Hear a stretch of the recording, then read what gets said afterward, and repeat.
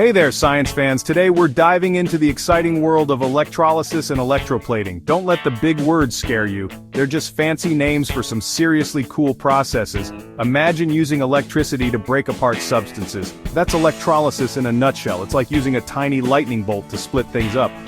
Pretty neat, huh? Now picture this. Coating one material with a thin layer of another using, you guessed it, electricity. That's electroplating. From your phone battery to the shiny chrome on your bike, electrolysis and electroplating are everywhere. Ready to uncover the secrets behind these electrifying processes? Let's go! So how does electrolysis actually work? It's all about using electricity to cause a chemical reaction. First, we need a solution, like salt water, which conducts electricity. This solution contains positively and negatively charged particles called ions. Next, we dip two metal rods, called electrodes, into the solution and connect them to a battery. The battery acts like a pump, pushing electrons towards one electrode, making it negatively charged, and pulling them from the other, making it positive. The negatively charged electrode attracts positive ions from the solution, while the positive electrode attracts negative ions. This movement of ions causes a chemical reaction, breaking down the original substance and sometimes even forming new ones. For example, in water, electrolysis splits water molecules into hydrogen and oxygen gas, which you can see as bubbles forming on the electrodes. It's like magic, but with science.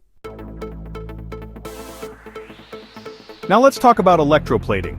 It's like giving an object a whole new look with a thin, shiny coating. Think of it as a metallic makeover. Electroplating uses the same basic principles as electrolysis, but with a twist.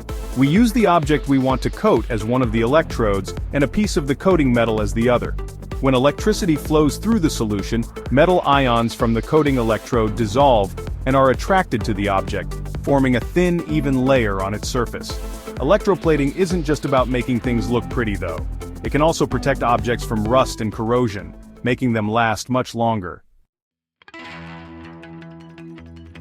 Electrolysis and electroplating are more common than you might think. They play a crucial role in many everyday objects and industries. Remember the battery we use for electrolysis? Well, batteries actually rely on electrolysis to work. They use chemical reactions to generate electricity, powering everything from your phone to your car. Electroplating is just as important. It gives us shiny chrome parts on cars and bicycles, protects jewelry from tarnishing, and even helps create the circuits in our electronic devices. Who knew that using electricity to split and coat things could be so useful? From powering our world to making it a shinier place, electrolysis and electroplating truly are electrifying processes.